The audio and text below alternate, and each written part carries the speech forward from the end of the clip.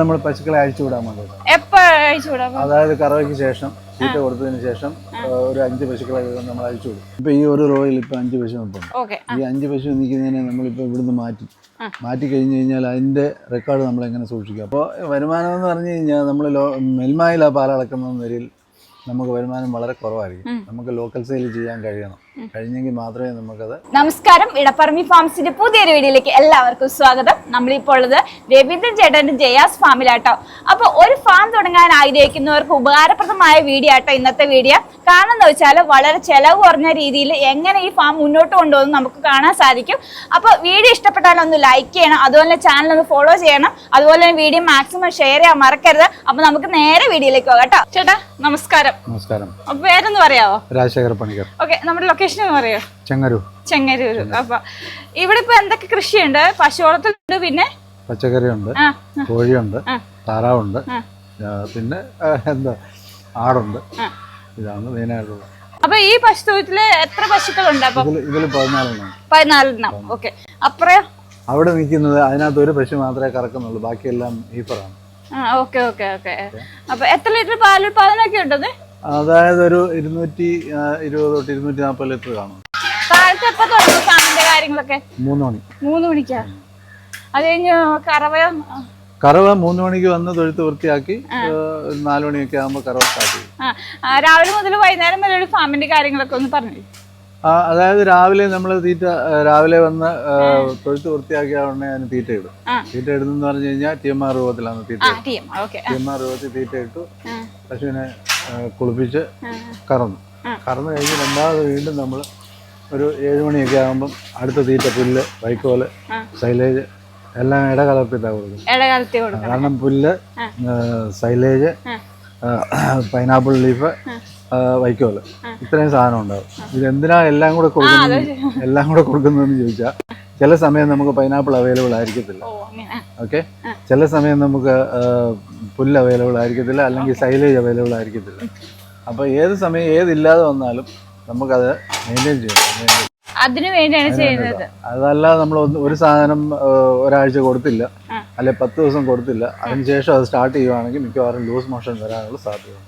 ഡൈജഷന്റെ problem വരാറുണ്ട്. അപ്പൊ ഇതെല്ലാം നമ്മൾ ഇടകലർത്തി കൊടുക്കുമ്പോൾ ഒന്ന് ഇല്ലാതെ വന്നാലും 4 ദിവസം കഴിഞ്ഞ് കൊടുത്താലും ഒന്നും സംഭവിക്കില്ല. അപ്പൊ എത്ര വർഷമായിട്ട് ഈ പശു വളർത്തലേക്ക് വന്നത്? അങ്ങനെ ചോദിച്ചു കഴിഞ്ഞാൽ എനിക്ക് പറയാൻ ബുദ്ധിമുട്ടാണ്. കാരണം ഇത് ഞാനായിട്ട് തുടങ്ങിയതല്ല, എന്റെ ഫാദറും മദറുമായിട്ട് തുടങ്ങി. അവർക്ക് ശേഷം ഞാൻ അതിനെ കണ്ടിന്യൂ ചെയ്ത് പോരുന്നു എന്നുള്ളത്. അപ്പൊ ഈ ഫാം തുടങ്ങിയിട്ട് എത്ര നാൾ? ഇത് ഞാൻ 2008 സ്റ്റാർട്ട് ചെയ്തത്. ആദ്യം പശുക്കളായിട്ടാണ്? 2008 98 സ്റ്റാർട്ട് ചെയ്തു. 98. ഓക്കെ. ആദ്യം പശുക്കൾ സ്റ്റാർട്ട് ചെയ്യണം അങ്ങനെ? ഇല്ല, നമുക്ക് ഇവിടെ പശുക്കൾ ഉണ്ടായിരുന്ന പശുക്കളെ നമ്മൾ പിന്നെ എണ്ണം കൂട്ടിയിരുന്നത് മാത്രമേ ഉള്ളൂ. പശുക്കള് എനിക്ക് ഓർമ്മയായ കാലം തൊട്ടേ പശുക്കളുണ്ട്, എരുമയുണ്ട്. ഒരു കർഷകൻ എന്ന നിലയിലേക്ക് അങ്ങനെ?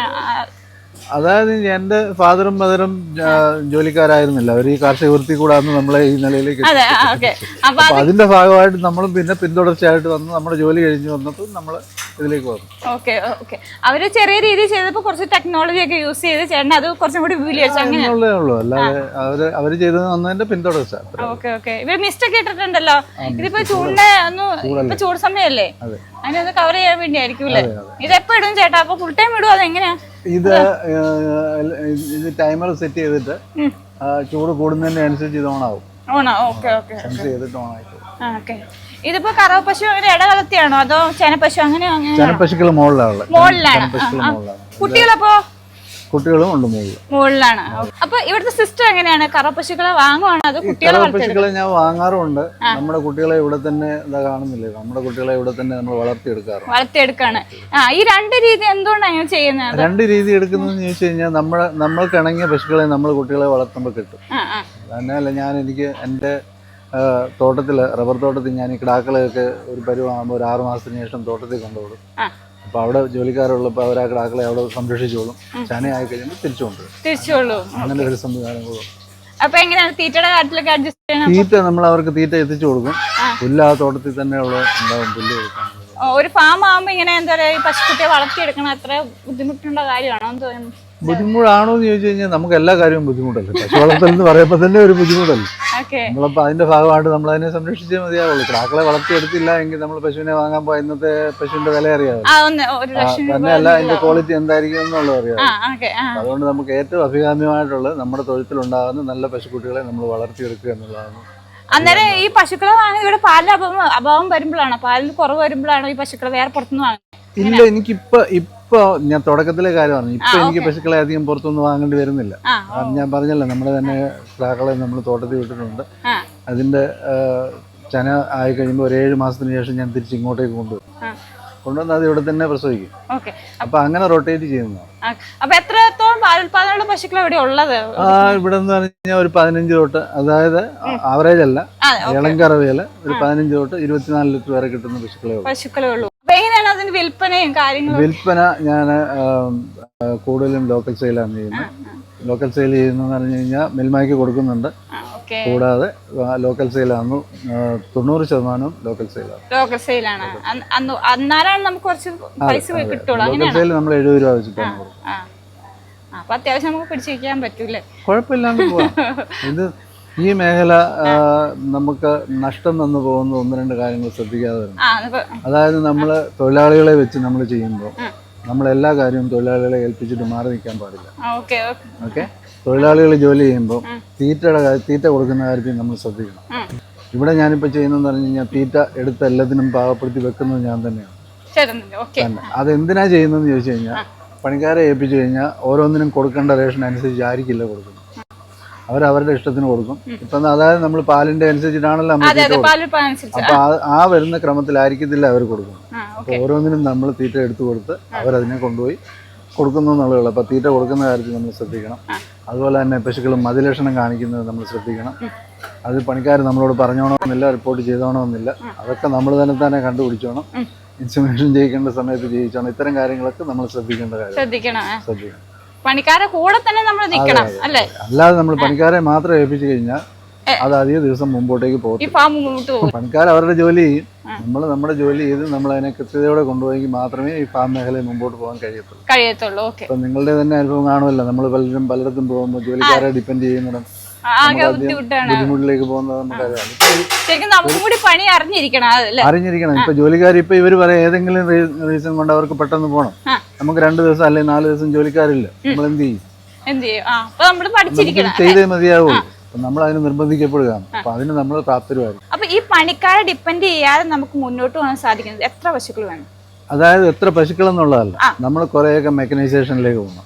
അപ്പം നമ്മളുടെ ജോലി പണിക്കാരില്ലെങ്കിലും എളുപ്പം ചെയ്യാൻ പാകത്തിന് നമ്മൾ സംഗതി റെഡി ആണെങ്കിൽ നമുക്ക് പശുക്കളെ 1-2 ദിവസം അല്ലെങ്കിൽ ഒരു 10 ദിവസം മാനേജ് ചെയ്യാൻ വലിയ ബുദ്ധിമുട്ട് വരികയില്ല.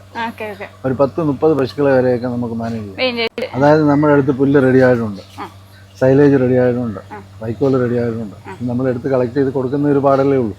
ബാക്കി പിണ്ണാക്കുകൾ റെഡിയുണ്ട്. പിന്നെ ചാണകം വരാൻ നമ്മൾ തള്ളി ഇട്ട് കഴിഞ്ഞാൽ പിറ്റിലേക്ക് നേരെ പോകും. അപ്പം നമ്മൾ എങ്ങനെ അതിനെ മെക്കനൈസേഷനിലേക്ക് പോയിരിക്കുന്നു അതിന്റെ അനുസരിച്ച് നമുക്ക് ജോലി എളുപ്പമാക്കാൻ കഴിയും. കറവ മെഷീനൊക്കെ ഉപയോഗിച്ച് ഇപ്പൊ ഇവിടെ നിങ്ങൾക്ക് കാണാം, ഈ ചാണകം നേരെ അതിലേക്ക് പോയി കഴിഞ്ഞാൽ നേരെ പിറ്റിലേക്ക് പോകും. ആ പിറ്റിൽ നിന്ന് നേരെ ഇങ്ങോട്ടേക്കാണ് വരുന്നത്, ഇതിലേക്കാണ് വരുന്നത്. അതിലേക്ക് വന്നു, ഇതിലേക്കോ വരും, മേളിൽ നിന്നുള്ള ഇതിലേക്കാണ് വരുന്നത്. അപ്പൊ ഇതിൽ നിന്ന് നേരെ അത് പമ്പ് ചെയ്തിട്ട് നേരെ ഡിവാട്ടറിങ് മെഷീനിലേക്കാണ് പോകുന്നത്. അപ്പം നമുക്ക് ചാണകം വാരിക്കൊണ്ട് വരുന്ന ഒരു ഇഷ്യൂ വരുന്നില്ല.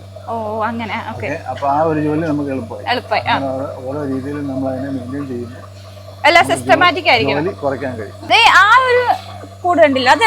അത് നമ്മൾ പശുക്കളെ അഴിച്ചുവിടാൻ വേണ്ടി, അതായത് കറവയ്ക്ക് ശേഷം തീറ്റ കൊടുത്തതിന് ശേഷം ഒരു 5 പശുക്കളെ വീതം നമ്മൾ അഴിച്ചുവിടും നടക്കാൻ വേണ്ടി. അത് എല്ലാത്തിനും ഒന്നിച്ച് വിടാൻ കഴിയത്തില്ല.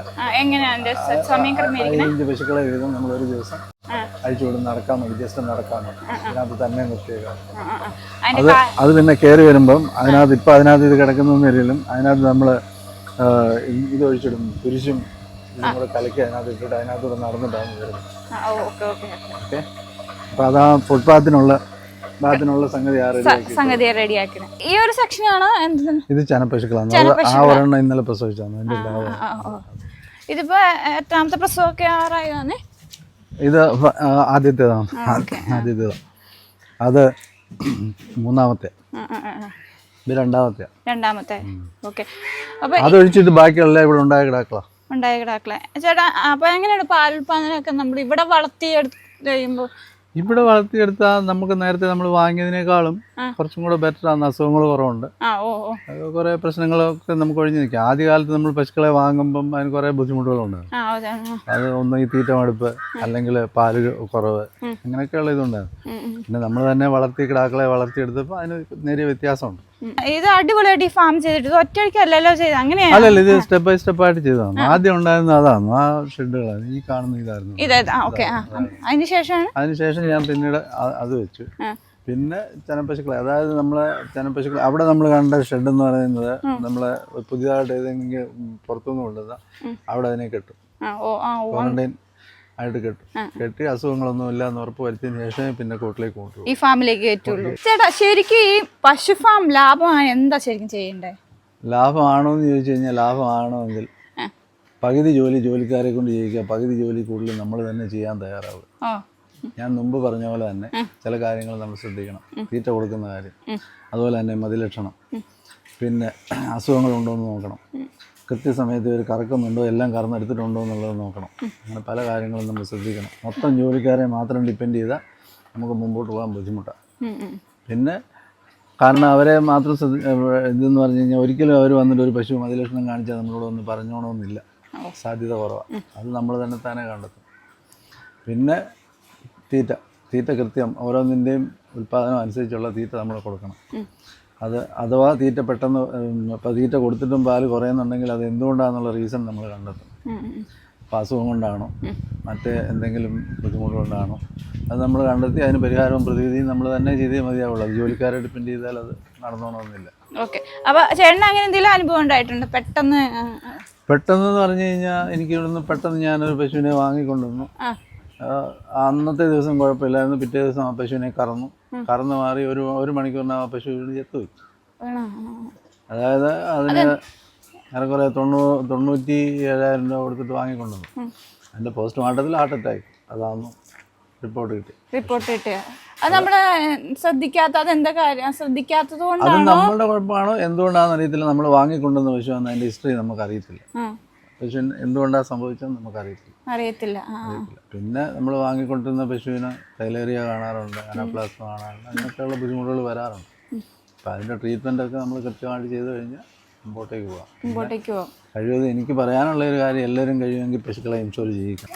ഈ ഒരു സംഭവം ഉണ്ടായത് ചേട്ടൻ അത് കൃത്യമായിട്ട് ചെയ്യുന്നുണ്ടോ എന്ന് ചോദിച്ചു കഴിഞ്ഞാൽ, ഇതിനകത്ത് ഇപ്പം എല്ലാ പശുക്കളെ ഇൻഷുർ ചെയ്തിട്ടുണ്ടോ എന്ന് ചോദിച്ചു കഴിഞ്ഞാൽ ഇല്ല. കാരണം എന്നാലും ഒരു 70% പശുക്കളും ഇൻഷുർ ചെയ്തിട്ടുണ്ട്. എല്ലാത്തിനും ചെയ്യാത്തതിൻ്റെ കാരണം ഇൻഷുറൻസിൻ്റെ പ്രീമിയം ഇപ്പോൾ വളരെ കൂടുതലാണ്. അപ്പം നമുക്ക് ഒരു പശുവിനെ ഒരു വർഷത്തേക്ക് ഇൻഷുർ ചെയ്യണമെങ്കിൽ എങ്ങനെ പോയാലും പശുവിൻ്റെ വാല്യൂ അനുസരിച്ച് വരുമ്പോൾ ഒരു 3,600 രൂപ 4,000 രൂപ അതിനാകും. അപ്പം അതുകൊണ്ട് തന്നെ നമുക്ക് എല്ലാത്തിനെയും നമ്മൾ ചെയ്യാറില്ല എന്നുള്ളതാണ്. ഇപ്പം എല്ലാത്തിനും ചെയ്യാറെന്ന് വെച്ചാൽ അപ്പോൾ എങ്ങനെയുള്ള പശുവിനെ ഇൻഷുർ ശരിക്കും ചെയ്യാറില്ല? നമ്മൾ അങ്ങനെ തരംതിരിച്ചിട്ടല്ല എല്ലാ പശുക്കളെയും നമ്മൾ ഇൻഷുർ ചെയ്യാൻ ശ്രമിക്കും. പക്ഷേ എല്ലാത്തിനെയും ചെയ്യാൻ കഴിയാതെ പോകുന്നത് ഇതിന്റെ പ്രീമിയം വളരെ കൂടുതലായിരുന്നു. ചേട്ടാ ഇവിടെ ഈ പശുവിന്റെ നമ്പർ കാണിക്കുന്നത്, അപ്പോൾ ഇവിടെ ഡേറ്റ സൂക്ഷിക്കുന്നുണ്ടോ പശുക്കളെ? എല്ലാത്തിന്റെയും ഡേറ്റ സൂക്ഷിക്കുന്ന പറഞ്ഞു കഴിഞ്ഞാൽ ഇപ്പൊ നമ്മൾ ഈ പശുക്കളെ ഇപ്പൊ ഈ ഒരു റോയിൽ ഇപ്പൊ 5 പശു നിൽപ്പുണ്ട്. ഈ 5 പശു നിൽക്കുന്നതിനെ നമ്മളിപ്പോ ഇവിടുന്ന് മാറ്റി കഴിഞ്ഞു കഴിഞ്ഞാൽ അതിന്റെ റെക്കോർഡ് നമ്മൾ എങ്ങനെ സൂക്ഷിക്കും? അപ്പൊ നമ്പർ ഉണ്ടെങ്കിലല്ലേ പറ്റുള്ളൂ. ഓക്കെ, അപ്പൊ നമ്പർ നമ്മൾ ഓരോന്നിന്റെ റെക്കോർഡ് സൂക്ഷിക്കുന്നുണ്ട്. ഇപ്പോൾ ഒരു പശു വാങ്ങിയതാണെങ്കിൽ എന്ന് വാങ്ങി, അതിന്റെ പ്രസവിച്ചിട്ട് എത്ര ദിവസമായി, അല്ലെങ്കിൽ അതിനെന്തെങ്കിലും അസുഖം ഉണ്ടായിരുന്നു, അതിനെന്ത് ട്രീറ്റ്മെൻറ്റ് ചെയ്തു, ആ കാര്യങ്ങളൊക്കെ നമ്മൾ, അല്ലെങ്കിൽ അതിന് എത്ര ഈൽഡുണ്ട്, അതിൻ്റെ പീക്ക് ടൈമിൽ എത്ര കിട്ടി, പിന്നീട് അതിന് മൊത്തം ആവറേജ് എത്ര കിട്ടി, ഇത്തരം കാര്യങ്ങളൊക്കെ നമ്മൾ നോക്കണം. കൃത്യമായിട്ട് ആ പശുവിന്റെ ഡേറ്റ സൂക്ഷിച്ചാൽ മാത്രമേ നമുക്ക് അതിനെക്കുറിച്ച് നല്ല രീതിയിൽ ഒരു പശുവിനെ മുന്നോട്ട് പോകാൻ സാധിക്കൂ. നമ്മൾ ശ്രദ്ധിക്കേണ്ട ഒരു കാര്യം, ഒരു പശു പ്രസവിച്ച് കഴിഞ്ഞ് ഒരു 100-120 ദിവസത്തിനുള്ളിൽ അടുത്ത ചന പിടിപ്പിക്കാനുള്ള മാർഗം എത്തണം. അതായത് 90 ദിവസം കഴിയുമ്പോഴെങ്കിലും നമ്മൾ അതിനെ ഇൻസിമിനേഷൻ ചെയ്യാനുള്ള കാര്യങ്ങൾ നടത്തണം. അത് നമ്മൾ കൃത്യമായിട്ട് റെക്കോർഡ് സൂക്ഷിച്ചാൽ മാത്രമേ നമുക്ക് അതിന് കഴിയത്തുള്ളൂ. ഓക്കെ, പശുക്കളെ ചന പിടിപ്പിച്ച് എടുക്കാൻ നല്ലൊരു കാരണം കൃത്യമായിട്ട് നമുക്ക് പോകണമെങ്കിൽ ഇടവേളകളിൽ, അതായത് നമ്മുടെ പശുവിൻ്റെ പ്രസവം കൃത്യം ഒരു വർഷത്തിൽ, ഒരു 15 മാസത്തിൽ ഒരു പശു പ്രസവിക്കുന്ന രീതിയിലേക്ക് പോയാൽ ആ ഫാം നമുക്ക് ലാഭമായിട്ട് കൊണ്ടുപോകാൻ കഴിയുള്ളൂ. ഓക്കെ. കാരണം 15 മാസത്തിൽ എങ്കിലും പ്രസവിക്കണം. നേരത്തെ ആക്കാൻ കഴിയുമെങ്കിൽ അത് ഓക്കെ. പക്ഷെ പലപ്പോഴും അതിന് കഴിയാറില്ല. എന്നാലും 15 മാസത്തിനുള്ളിൽ ചെയ്യണം. പ്രസവിക്കാൻ. അപ്പോൾ അതിന് നമ്മൾ പല കാരണങ്ങൾ കൊണ്ടും ചിലപ്പം 12 മാസമോ 13 മാസമോ ഒന്നും കൊണ്ട് പ്രസവിച്ചൊന്നും വരികയില്ല. അപ്പം 15 മാസം 16 മാസത്തിനുള്ളിൽ പശു പ്രസവിക്കണം. അപ്പൊ ഇത്രയും നാളത്തെ പശു വളർത്തിയിട്ട് എന്ത് വരുമാനം കിട്ടും നമുക്കറിയാം? അങ്ങനെ ചോദിച്ചു കഴിഞ്ഞാൽ അത് ഒറ്റ വാചകത്തിൽ പറയാൻ നമുക്ക് ബുദ്ധിമുട്ടാണ്. കാരണം വരുമാനം നമ്മൾ പല ഘടകങ്ങളെ ആശ്രയിച്ചിട്ടാണ് ഇരിക്കുന്നത്. ഓക്കെ. അപ്പോൾ വരുമാനം എന്ന് പറഞ്ഞു കഴിഞ്ഞാൽ നമ്മൾ മെൽമായിൽ ആ പാലളക്കുന്ന നിലയിൽ നമുക്ക് വരുമാനം വളരെ കുറവായിരിക്കും. നമുക്ക് ലോക്കൽ സെയിൽ ചെയ്യാൻ കഴിയണം. കഴിഞ്ഞെങ്കിൽ മാത്രമേ നമുക്കത് പ്രോഫിറ്റിലേക്ക് എത്തിക്കാൻ കഴിയും. തന്നെയല്ല, മുഴുവൻ കാര്യങ്ങൾക്കും ലേബറെ ഡിപ്പെൻഡ് ചെയ്യാതിരിക്കണം. കാരണം ലേബർ ചാർജ് എത്ര കുറയ്ക്കുന്നു അത്രയും നമുക്ക് പ്രോഫിറ്റായിട്ട് വരുള്ളൂ. ഓക്കെ. അപ്പോൾ ഇനി പുതിയതായിട്ട് ആരെങ്കിലും ഇതിലേക്ക് വരാൻ ഉദ്ദേശിക്കുന്നെങ്കിൽ എനിക്ക് അവരോട് പറയാനുള്ള കാര്യം, അവരെ എവിടെയെങ്കിലും നല്ലൊരു ഫാമിൽ പോയി കുറഞ്ഞ പക്ഷം 1 മാസമെങ്കിലും ജോലി ചെയ്യുക. അതേപ്പറ്റി ഒന്ന് പരിചയിച്ചതിന് ശേഷം മാത്രം ഇതിലേക്ക് വരിക. അതല്ലെങ്കിൽ 1-2 പശുവിനെ വാങ്ങി വളർത്തി അതിൻ്റെ കാര്യങ്ങൾ അറിഞ്ഞതിന് ശേഷം കൂടുതൽ പശുക്കളുടെ എണ്ണം കൂട്ടുക. ഇതാണ് എനിക്ക് പറയാം. അപ്പൊ ഈ ഒരു പശു ഫാം കാണുമ്പോൾ ഇനി 3-4 പശുക്കളുള്ള ആൾക്കാർ എനിക്കും ഒന്ന് വിപുലീകരിക്കണം എന്ന് ആഗ്രഹമുണ്ട്. അപ്പൊ അങ്ങനെയുള്ളവരോട് എന്താ പറയാ? 3-4 പശുക്കളുള്ള ആൾക്കാർക്ക് ഓൾറെഡി അവർ പശുവിനെ വളർത്തിയ ഒരു ശീലം ഉണ്ടാവുമല്ലോ. അപ്പൊ ആ ശീലത്തിൽ നിന്ന് അവർ ഉൾക്കൊണ്ട പാഠം എന്താണോ അത് മനസ്സിലാക്കി അതിന്റെ ഗുണവും ദോഷവും മനസ്സിലാക്കിയതിനു ശേഷം അവരതിലേക്ക് കൂടുതൽ പശുക്കളെ വിപുലീകരിക്കുക. പിന്നെ എനിക്ക് പറയാനുള്ള കൂടുതൽ പശുക്കളെ, കറവ പശുക്കളെ വാങ്ങാൻ ആഗ്രഹിക്കുന്ന ആൾക്കാരോട് അവർ ആദ്യമേ തീരുമാനിക്കുക അവരുടെ റിക്വയർമെന്റ് എന്താണ്, എത്ര പാൽ അവർക്ക് ഒരു ദിവസം വേണം, അല്ലെങ്കിൽ എത്ര പശുക്കളെ വളർത്താൻ ആഗ്രഹിക്കുന്നു. അപ്പോൾ അതിൻ്റെ അനുസരിച്ച് ആ പശുക്കളെ എല്ലാ ദിവസവും അല്ലെങ്കിൽ എല്ലാ മാസവും ഒരേ അളവിൽ പാല് വേണമെന്നുണ്ടെങ്കിൽ നമ്മൾ ആ പശുക്കളുടെ എണ്ണം, കറവ പശുക്കളുടെ എണ്ണം ക്രമീകരിക്കുക. ചേട്ടാ ഇവിടെ എന്താ നട്ടേക്കണേ? ഇവിടെ ഒന്നും നട്ടിട്ടില്ല. നടാനുള്ള തയ്യാറെടുപ്പ് നില ഒരുക്കി റെഡിയാക്കിയതേ ഉള്ളൂ. ഓക്കെ. എന്താണ് പ്ലാൻ? നമ്മളിവിടെ പച്ചക്കറി ചെയ്യാൻ വേണ്ടിയിട്ടാണ്. എന്ത് പച്ചക്കറിയാടാ? പച്ചക്കറി പയറ്, വെണ്ട, തക്കാളി, വഴുതന, അങ്ങനെയുള്ള പച്ചക്കറികൾ നടാൻ വേണ്ടിയിട്ടാണ്. അപ്പൊ ഇവിടെ ചേട്ടൻ മീൻ കൃഷി ചെയ്യുന്നുണ്ട്. അപ്പൊ ഇതിൽ എന്തൊക്കെ ചെയ്തിട്ടുണ്ടെന്നേ? ഇതിനകത്ത് ഉള്ളത് ചെലോപ്പിയാണ്. ഇതിനകത്ത് കാരിയാണ്. അപ്പൊ 2 കുളം ഉണ്ടല്ലേ? 2 അല്ല, എനിക്ക് ഇങ്ങനത്തെ 18 കുളമുണ്ട്. 18 കുളം ഉണ്ടല്ലേ? ഓക്കെ. ഇവിടെ പിന്നെ അവിടെ ഇങ്ങനത്തെ 18 കുളമുണ്ട്. നിങ്ങളിപ്പോ കണ്ടോളൂ. അതെയോ? ഓക്കെ. അപ്പൊ ഇത് വിളവെടുക്കാറായോ? ഇതിന്റെ വിളവെടുക്കുന്ന ഇടയ്ക്ക് ആവശ്യക്കാർ വരുന്നതിന്റെ അനുസരിച്ച് നമ്മള് അല്ലാതെ ഇങ്ങനെ ഇത്ര സമയത്തിനുള്ളിൽ എടുക്കാൻ ആവശ്യക്കാര് വരുമ്പോ നമ്മൾ എടുക്കുക എന്നുള്ളതേ ഉള്ളൂ. ഇതിന്റെ അകത്ത് വേറെ മീനാണ് ഇട്ടേക്കണേ?